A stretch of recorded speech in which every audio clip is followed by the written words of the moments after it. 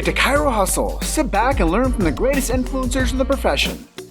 This week's episode is brought to you by Imaging Services, ChiroThin, Chiro Moguls, Mahalo Wellness, McCaffrey's Clinical Mentoring, Local Gold, Chiro Health USA, The Goodman Factor, Chiropractic Rocks, Winner's Edge, Accident Records, Chiro Tax Pro, Full Script, your online dispensary, Angela Pearson, author of I'm Not Contagious, and Digital Hustle. Let's hustle. Hey guys, welcome to episode 162 of the Chiro Hustle podcast. I am your co-host, Luke Millette. Here is your host, Jim Chester. So tonight we had the opportunity of interviewing Dr. Cordie Williams. If you want to hear a Marine and a chiropractor, stay tuned. Episode 162 of the Chiro Hustle podcast, and today we have Cordie Williams, and you're coming in from California, and we are here in the beautiful state of Colorado. And per our typical interview style, we always ask our interviewee to share with us their chiropractic story and what influenced them to become a chiropractor. So if you could let us kind of know like how you got into chiropractic and where your career is today. Yeah, so I kind of have two interesting stories, right? And I say that because I believe that they're tied to chiropractic, but they're not like specifically tied to chiropractic, right? Because I believe that God has a plan for all of us, and our paths kind of like end up where we are. It's not, an explosion or anything like that. I don't believe that. I believe that, innate drives us. And for me, innate is Jesus. And so what happened is I got out of the Marine Corps in probably 2002. When I got out of the Marine Corps, prior to that, I would probably been on medications for 10 or 12 years. Okay, I was on Adderall, a class 3 narcotic, Lexapro, Prozac, and I'm on these medications for years, and I'm taking them for attention. I'm taking them for depression and anxiety, and get switched on, get switched off of one med. I mean, you know how it is. You titrate up. They literally put you on the max amount you can when you go back, because at some point it doesn't work anymore, right? Kind of tapers off, the effect of the med plateaus, and then they just give you more. When they can't give you any more beyond that recommended dose, they switch you on another one. So I got switched from Prozac to Wellbutrin. He didn't titrate me off of it. The general practitioner I went to in Nashville, Tennessee, did not titrate me off of it. He put me directly on another medication. And I went through 5 days of threatening to kill myself, seizures, convulsions, throwing up, everything you can possibly imagine. And, I kind of told this story at ChiroFest. I literally a couple of days later picked up Pastor Rick Warren's A Purpose-Driven Life. And a couple of days after that, after literally being on my knees and praying, God really showed up with this book by this guy named Bob Cooley. And I read the book. The book taught me a little bit about something called proprioceptive neuromuscular facilitation, PNF. And I took that, started getting certifications in Pilates, right? And all these different biomechanical kind of like movement pattern awareness things.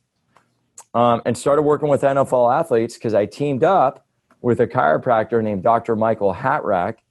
And I took all the knowledge I had and I developed something called functional resistance stretching. He was a chiro, and teamed up with him, loved chiropractic. I'm like, well, I don't want to be a PT. I don't want to give old people like weights and teach them how to do exercises. Then that needs to happen. It just wasn't my thing. And so I said, what's this chiropractic thing? And honestly, guys, I didn't know what it was. I mean, I was the guy that was sitting in classes and had no clue about the principle. And, I'm sure you guys know Dr. Peter Morgan. Mm-hmm. And Dr. Morgan invited me on my first mission trip. And I was like 4th or 5th quarter at Life University in Marietta. And I went on his mission trip. I didn't know how to adjust there, right? Didn't know anything, but I go on the mission trip. I buy the Astrolight tables that weigh like 5 pounds, but they charge you like $600 for them. And I take my Astrolight there, and my buddy, Dr. Ron Sinagra, was there. And I can't tell you how many miracles happen on these like mission trips. Like I cannot tell you how many miracles happen. And I was already friends with Dr. Ron at that prior to the mission trip, because Dr. Ron's always been a family friend. And but literally, I saw Dr. Ron share his heart about a miracle that he had seen that day. And that, along with several speakers, and also being taught how to adjust at that mission trip, and putting my hands on people and putting my hands on their brainstem, I was like, holy crap. I get why all these guys are standing from stage and raving about innate intelligence and the subluxation and the principle, because I could totally see how it changes lives. And that was really the turning point for me. So it's kind of a dual story. Just kind of stepping in off of medications was, Jesus, in my opinion, and this functional resistance stretching thing. And then if it hadn't been for that and Dr. Hatrak, I never would have found the principle. I never would have found Dr. Ron. And yeah, that's my story. So not as romantic as some. I didn't necessarily have an adjustment that kind of moved me towards there, but I think innate was there all along, and I'm here because of it. But it's gritty and it's real. Yeah, and I think that's something that people need to hear, is like, not everything's like, oh, I had this, whatever other people's narrative may be. And I think that you sharing your truth with people, somebody's going to be listening to this and they're going to be like, wow. So putting an outside in source into my body doesn't make me healthy. Yeah. Shocker, right? And if I go see that other type of doctor, that's what they're going to do. And I think that understanding the chiropractic where you are today, 7 years in practice, and coming out of the military, I'm sure you didn't really understand what solutions there were for you to get healthy. And I think that people think that once they get put on medication, that's just like their jam, and that's what they're supposed to be doing. Yeah, it's really interesting, and I hope, and not to get on COVID necessarily during our talk, but I hope the last few months of this situation that we're in gets people to kind of think about wow, what is immunity? How do our systems work? How does real health work? And is there a mask or a medication or a potion, lotion, or duct tape that will help me with my health, or is it my responsibility? It's fascinating stuff. Yeah. So one of the questions we also ask people is do you have any motivational quotes or mantras that you follow to keep you motivated and fired up as a chiropractor?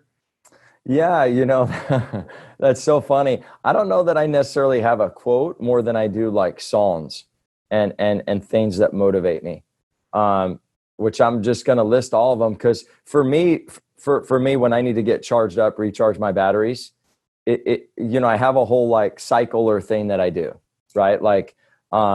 Because I think, as far as the quote, the intention of you asking that is really behind what motivates me and moves me past the good and the bad of practice life. Why do I love what I do? Right? Is that kind of the baseline? Oh, cool. Yeah. So, because I didn't want to not answer the question, right?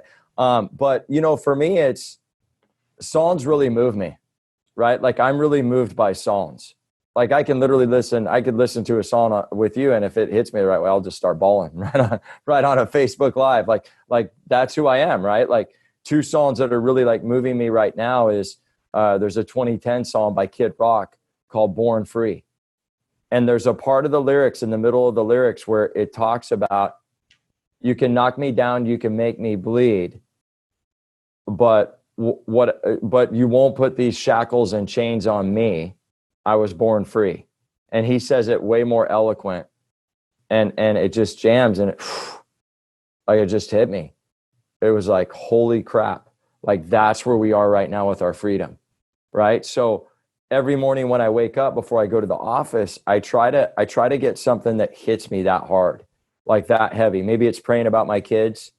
Maybe it's thinking about a patient that came in the day before that had a miracle, and it's always one of those things. It's oh my God, I thank you so much. I can stand taller, and I'm, this and that. And my digestion got better. I haven't slept for 20 years and now I'm sleeping again. And I just take those stories and in the morning I meditate on them. I'll do some breathing around it. I'll pray on it. And that really gets me centered. If I had a quote for me, and it's not my quote, and I don't even know if I'm going to give Brad Glowacki credit, one of my influences and mentors. And I don't know if it's Dr. Glow's quote or not, but done is better than perfect. Because I'm a perfectionist. So one of the things that my consultant and dear friend Chris Lippy always taught me is, as a perfectionist, I'll tell somebody to do something and I'll expect them to walk in a linear line and do it, right? That's kind of like a Marine Corps thing.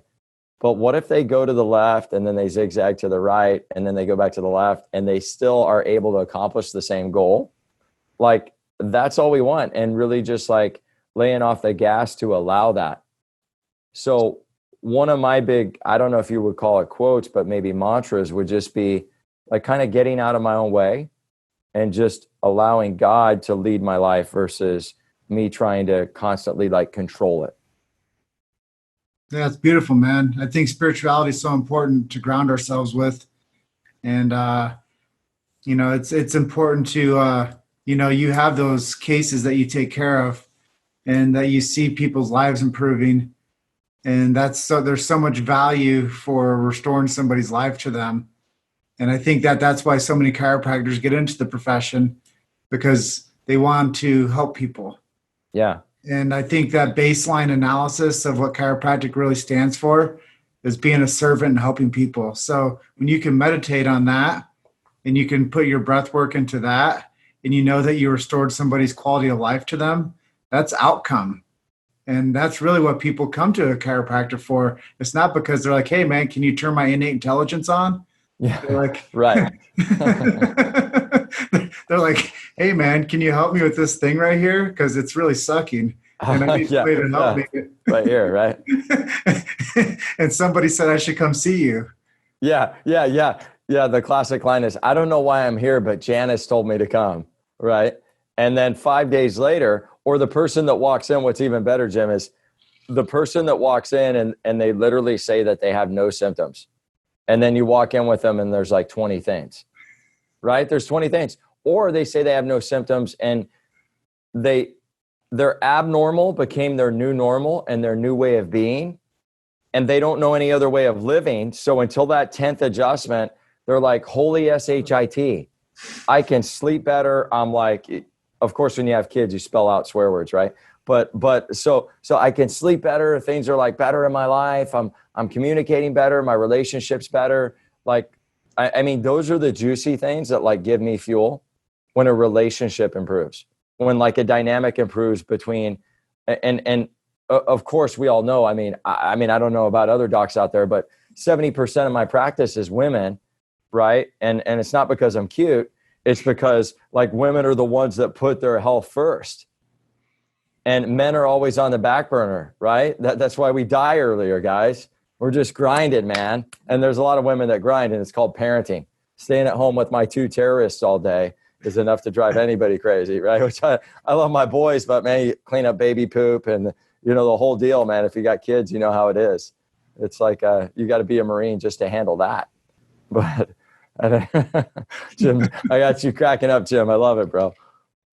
So how do you think the world would change if everyone got under chiropractic care consistently? I love that question. I was actually talking about this to patients yesterday and maybe even today. I talk about it regularly. Well, think about a world where it's like Galatians 5:32, the fruits of the Spirit, joy, kindness, peace, love, and I don't like I'm a neurotic person. Okay, I'm a neurotic person. Ask my wife, Dr. Tanya. Okay, I have that in the first bathroom in our office because I constantly have to remind myself of that. Like done is better than perfect. And so what I try to tell patients is when I adjust you at your brainstem, that stimulates dopamine, serotonin, and oxytocin. That stimulates the love chemicals. That stimulates the I want to be a better person and I want to express who I really am, and I want to become more aware of who I am in this journey or evolution we call life. And if everybody got adjusted, imagine every single human being on the planet, however many billions there are. I don't know what the last estimate was or stat on that. And everybody's operating from the realm of, this is a journey, because I believe we're spiritual beings living in a physical body. So this is a journey, and I get my brainstem rocked, and I'm more aware and accountable to be cause in the matter of my life. And I have choice. I'm not a victim. And that adjustment resets that. It's a new opportunity every day for people to start over fresh and realize, doesn't matter what I didn't do yesterday. What am I doing today? And what do I want to accomplish going forward? And so if everybody got adjusted, I feel like everybody would be able to have a clean slate, and they would be able to silence the monkey talk and the condemnation and what I call, with the personal growth that I do, the already always listening, and those blind spots they have in their life that from 5 years old, they're telling them they're not good enough and they suck and all that. And you'd be able to turn on, and because I'm a Christ follower, right? Like I should have the shirt that says I'm a Christian, but I cuss a lot, right? And you get adjusted, and it's a new opportunity. It's a new opportunity every day. So I think you'd have a world of openness and awareness. Yeah, I think BJ Palmer called it Utopia. I love it, baby. Absolutely. Absolutely. Well, I can't follow up on that because anything the Godfather said, man, I'm just like, I'm like that. So, but you are right. And when people are functioning at a higher capacity, there's less infirmary and sickness, and there's less self-doubt. There's less depression. And you said something earlier, is like when you make a impact on somebody's life with an adjustment and they become a better parent, that's a relationship that you've improved. Yeah. And when you get somebody more active, and they I've always heard that, hey, do you want to play with your kids more? Do you want to play with your grandkids? Well, when you can provide that service to somebody and you allow them to do that, and you take the pain of the shackle off them, that they were in bondage of like discomfort and immobility, and you restore them back to functionality. I mean, that is BJ Palmer's Utopia. You know what I think? It just came to me because I was actually kind of getting emotional as you were saying that, because I was thinking about that, right? I close my eyes when I adjust, and I visualize where the bone's going to go. And I was just thinking about, I think the greatest thing that an adjustment does is it gives people presence. So it allows people to just stop all the hustle and bustle of this toxic piece of SHIT, right? Which we need to throw all these in a river somewhere, or the ocean, right? And it allows us to just say, what's working today?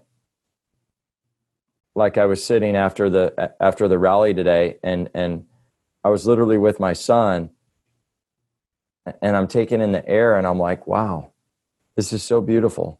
I just got totally present, and I'd been adjusted. My wife adjusted me earlier in the day today.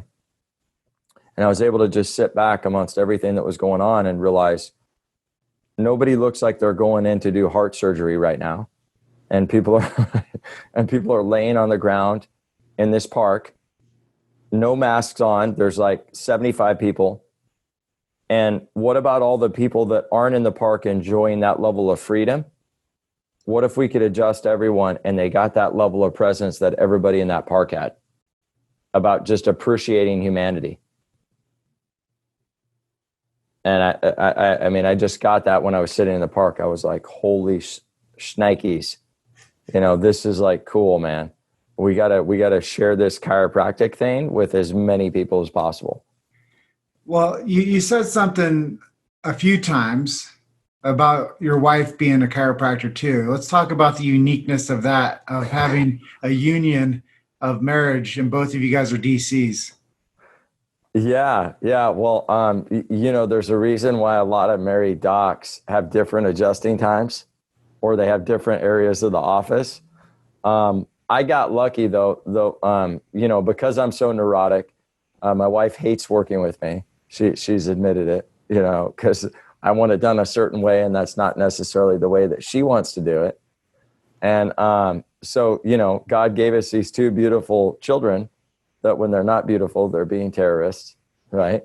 And, she wanted to be a home mom. Basically, she wanted to like raise those kids. So she's not really in the office that much. I mean, she'll fill in here and there. And then you always get, which it's always fun. Hey, Dr. Tanya does this. Can you do that?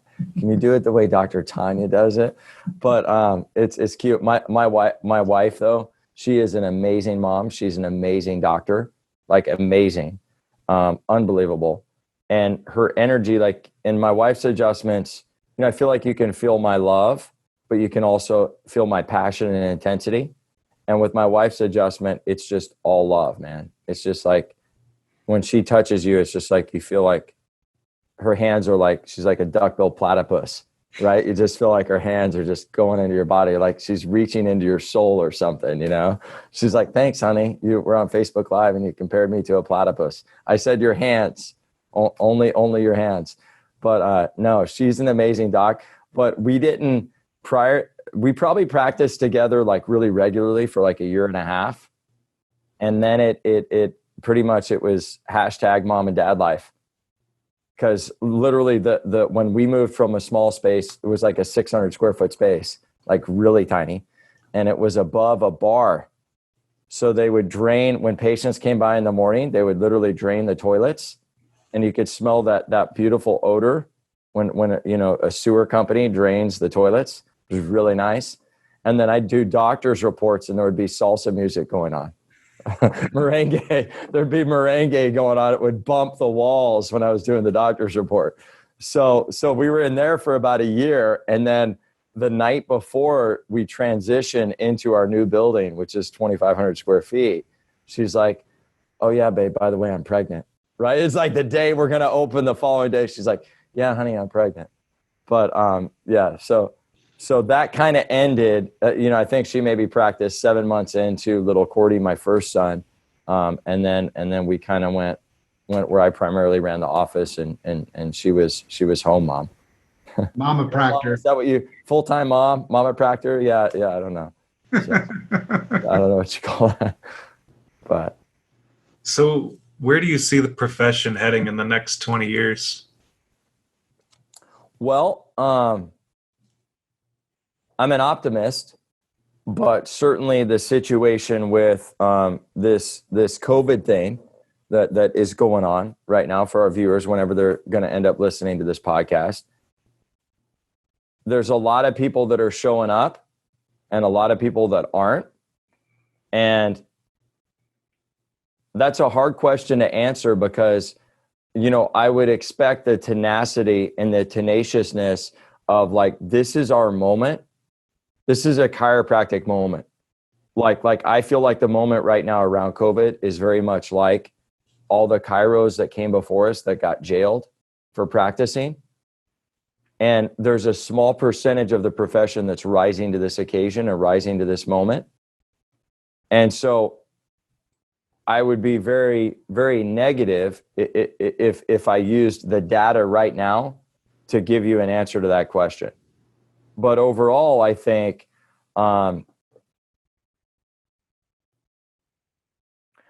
we need to step out of mediocrity and step into what you said before, Jim. And I mean, you said it beautifully because, you know, that Thomas Edison quote of being that doctor of the future.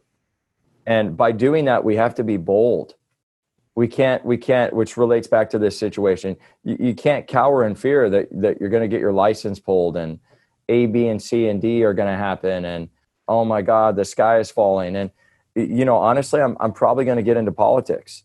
I'm probably going to get into politics for that reason, not only to advance chiropractic, but to advance the United States. And so, you know, I think there needs to be a lot more chiropractic politicians who are actively involved in the game, because state boards are great, right? That stuff's great. You know, they tell you in school, join your state board, do this, do that. But I mean, come on. The guy at the table is always the one making decisions about policy. If you're not at the table, I mean, what are you doing? Right? And so I think I think the profession is going to survive the next 20 years where it's headed. So that's hopeful. But I think there's a lot that we have to do to step out of mediocrity.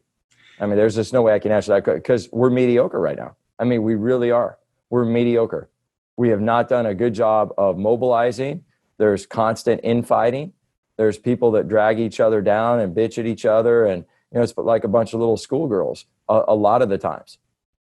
And if we could find our commonalities and not our differences and agree to some things. And, the struggle too is within the infighting, the people that control the narrative around where the profession goes from a ideological perspective are very much of a medipractor. I mean, you can't even call them a chiropractor. They might as well have an MD behind their name.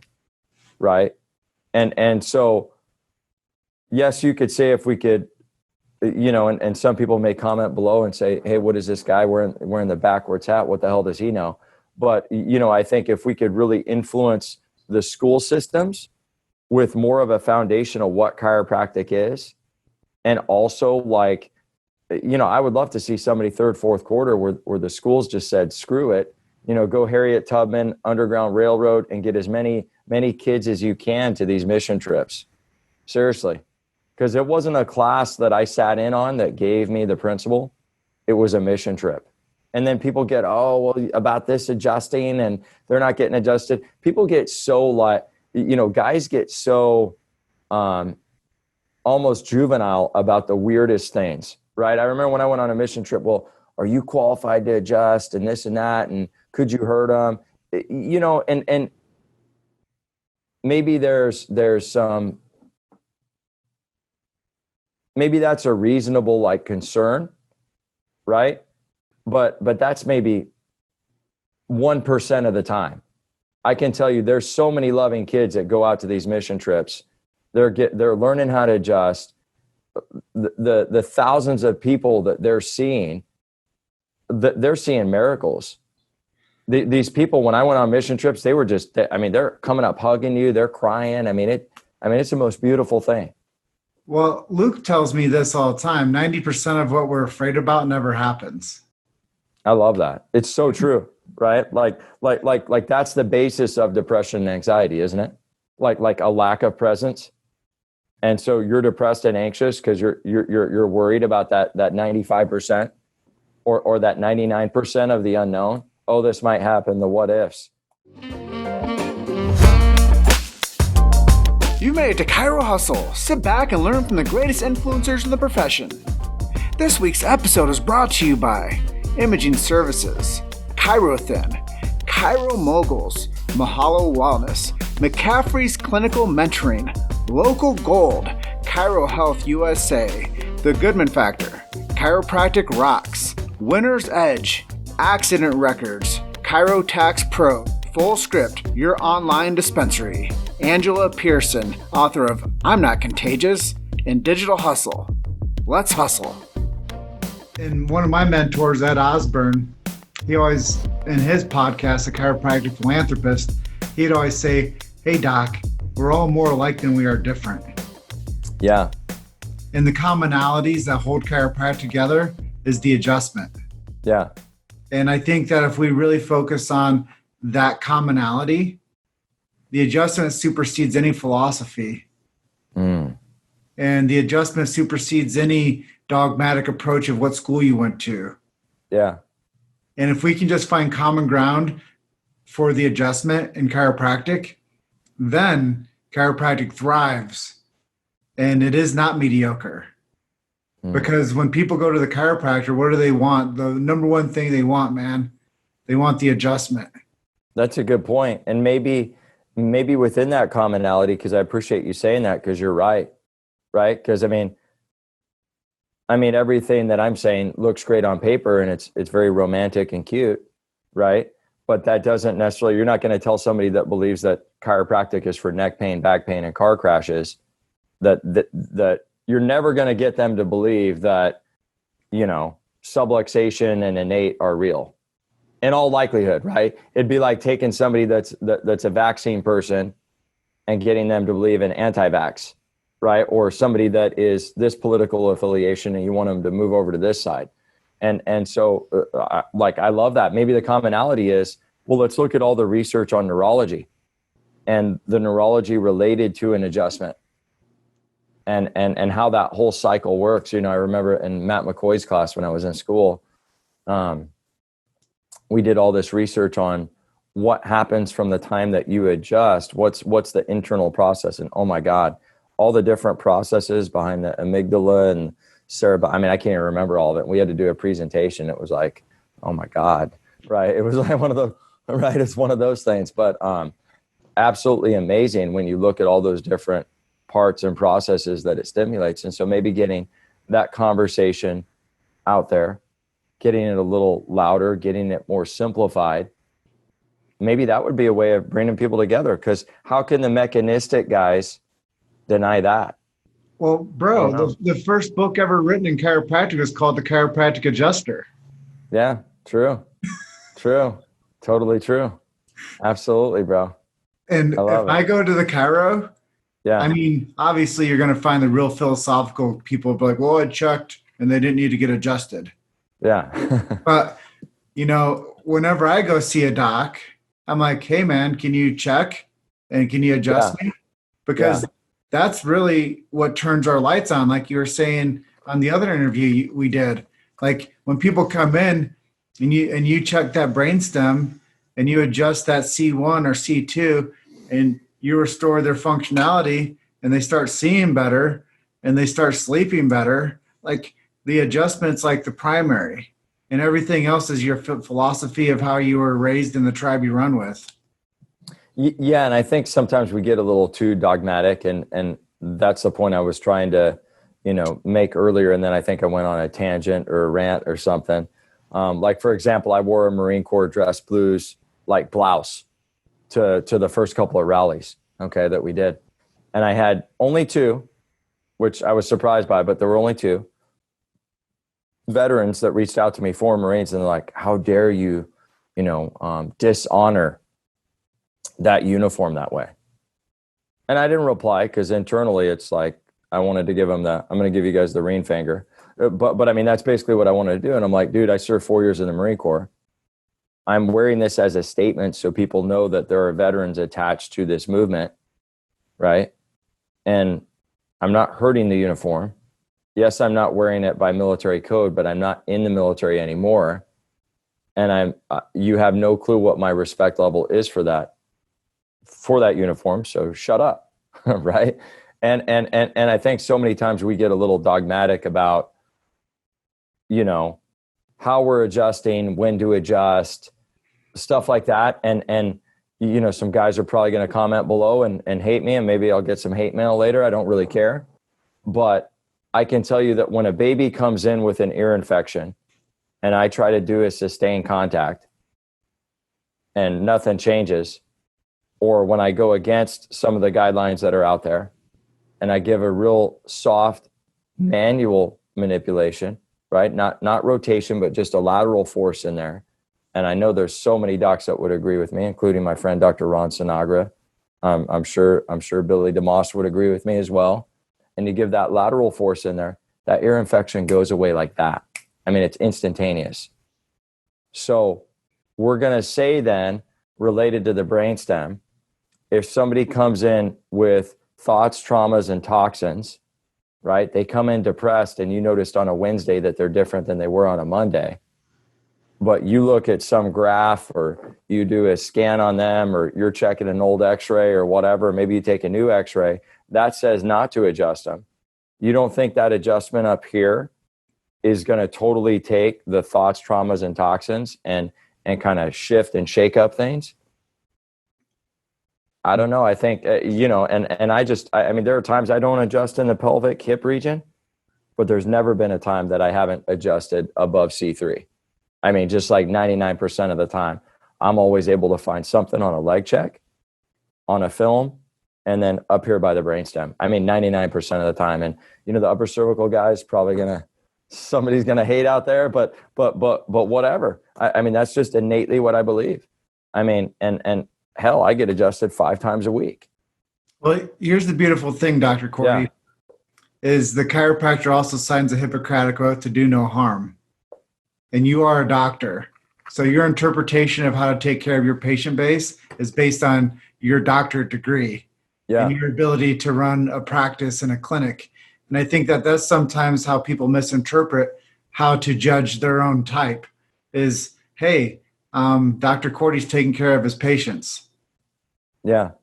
Valid point. And, it's kind of like, it'd be so nice if we would respect that individual, like kind of decision to react on what you're seeing clinically at that moment in time without judgment. I was talking to my sister-in-law this morning and she posted something on Facebook and got just like attacked, like destroyed. And I'm always fascinated by that because it's like, okay, well, if you don't like what I wrote, don't comment on it. Like I put it out there, it wasn't for you. It was for the people. Because most people just want to share their experience. They're not looking because you're not going to change what someone believes. You're just not going to. You can drop seeds and you can be gentle and you can kind of sprinkle. But I wish we would do that in chiropractic related to philosophies and viewpoints around techniques, adjustments, when to adjust, things of that nature. And just, hey, you have your own clinical experience. To your point, you are a doctor, your patient's different, and that patient's history. Just let that doc handle that situation the way they want to. Let them have that freedom to do that. Professional respect. Yeah, 100%. So tell us some of your favorite marketing tactics. Like if you have a message you need to get out there, what's your ace in the hole? Like this is going to work. Yeah. I really like, I wouldn't say there's one thing. I'd say related to like if we're talking about like mobilizing practice members to get them to come in or do something. Oh man. Well, what we've kind of figured out for our culture is we can only do one event a month. Because if we do multiple in-office events, they get confused. They show up on the wrong date. They ask us, it's just anarchy, right? Even if we do calendars, like it's just, we'll have these neat, beautiful calendars. We used to do this years ago. And then I'm like, now we're going to do one event a month.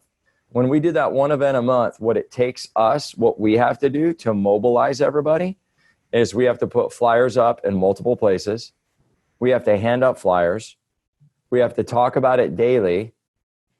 And then we basically have to do weekly text message reminders. And then I'll usually do like one Facebook Live.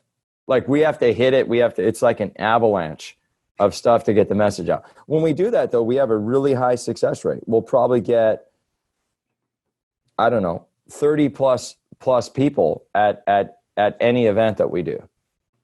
Okay.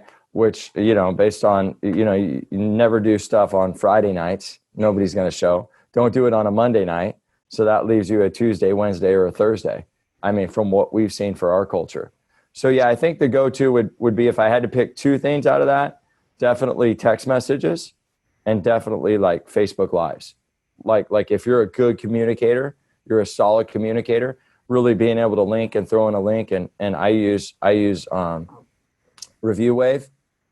I've used all of them and I'm not, I like Matt, he's my buddy, but maybe it is a shameless plug for Matt too. Not like he needs my plug, but, what we'll do is we have our website linked to our Facebook. So when I do a live, it goes straight to the website. So my cutie bears over like 65 that they're like, how do you do a Facebook? Where's the posting? I can't figure this out. Right. Then we just have a little link. We can send it in and it's a link to the website and they can go on my front page and it literally shows them whatever I want them to know. They can get it right there on the front page to the website. That's versus awesome, having, man. What's that? Tech talk equals TikTok. Yeah, absolutely. Absolutely. I love that. So I know your kids keep you pretty busy, but when you have downtime, what kind of books do you read? Podcasts do you listen to? Hobbies? Yeah. So Brendan Bouchard, love Brendan Bouchard. Grant Cardone. All right. The 10X. And I saw you, my 10X man over there. I saw him and I'm going to go next year. By the way, I bought the, it's funny though. I had like 20 friends go to that conference in Vegas and they all loved it. They all loved it. And I bought his deal. I've only seen one of them because I bought it right as the COVID thing got hot. And then, I mean, you know how it is. For a while there, you're like, oh crap, what else is going to happen next? Okay, it's 50 people. Now it's 25 people. Now it's 10. Now you got to wear a face condom, right? And you're like, what do I do? The sky's falling, right? So Brandon Bouchard, Grant Cardone, definitely the Bible, 100%. I read scriptures every morning. What else do I do to clear my mind? Probably, honestly, this is going to be bad. People aren't going to like this, but I'm going to say it anyways. I'm raw and real. Sometimes the best thing for me at the end of a day, after I put the kids to bed, man, I'll wake up, get a glass of wine, sit on the couch by myself, and I watch some violent movie just to like totally numb my mind, just to like zone out, right? Just to zone out. And we don't have news, so I don't watch the fear porn or anything. I just watch some fiction, right? But in the morning, it's all about mindset. So I really enjoy Brandon Bouchard, Grant Cardone. I've got tons of books. I try to read books, but I read research so often that I'm just so much better with audiobooks. So much better with audiobooks. So I'll just do audiobooks like Biology of Belief. I mean, that's one I've done in the past with Bruce Lipton. I have his hardback as well. I really like just anything on stats, research. I like Jack Wolfson's stuff, paleocardiologist. I've got his book. And what I'll do is I'll read 2 chapters and then I'll put it on the shelf and then I'll end up buying the audiobook. That's what always happens. So I've quit buying like hardbacks, but primarily right now what I'm on to is Brandon Bouchard. I'm like, I don't know, 80% through that. I just do like 1 chapter a morning, basically. So let me ask you a couple of bonus questions. Go ahead. Let's do some quick hits. I love it, baby. If you had a chance to talk to a 4th quarter chiropractic student, what's the number one piece of advice you'd give them? Experience every coaching group you possibly can. Like really experience it. Like try it out.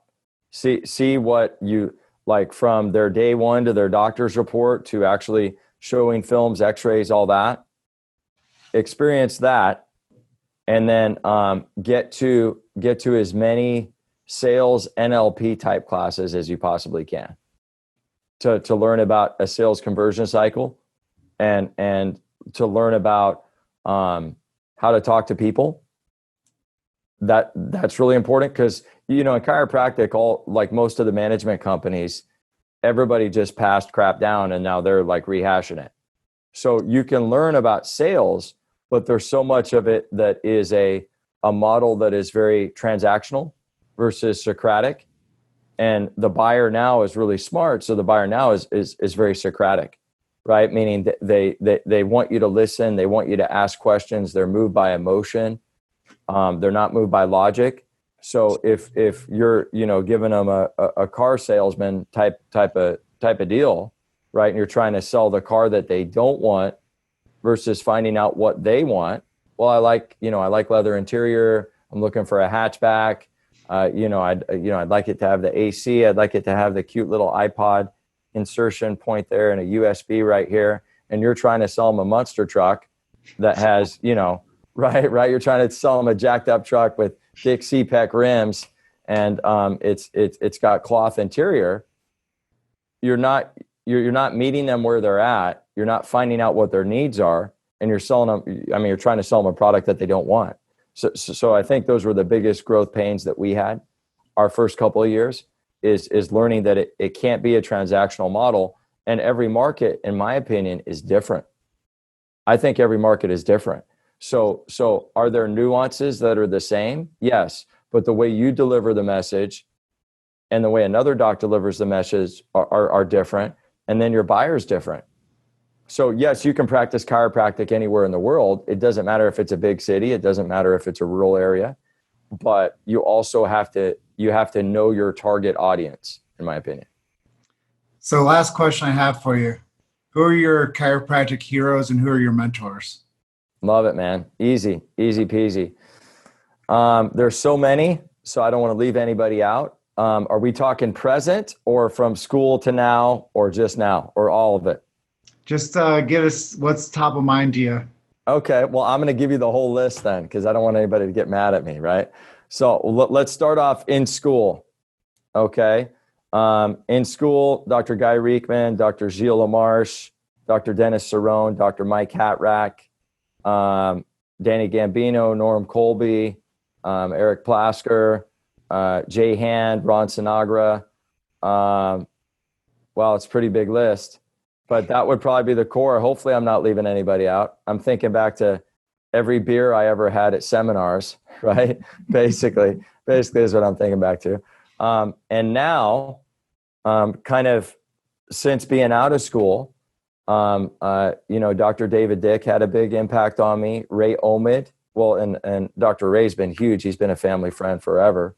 And so he was definitely involved in my development and Tanya's development. Who else while we're in school? Yeah, Dr. Ray, Dr. David Dick, Dr. Tony, Dr. Roger Sahori. And now the biggest non-chiropractors now, right? Like, Chris Lippy's been a huge influence of mine. Chris Lippy, Brad Glowacki, Bill DeMoss, huge influence, and Paul Reed for sure. So, guys, so kind of I gave you a lot of names there, but they've all had a really big impact on me for sure. That's awesome, man. We love how authentic and real you've been with us tonight.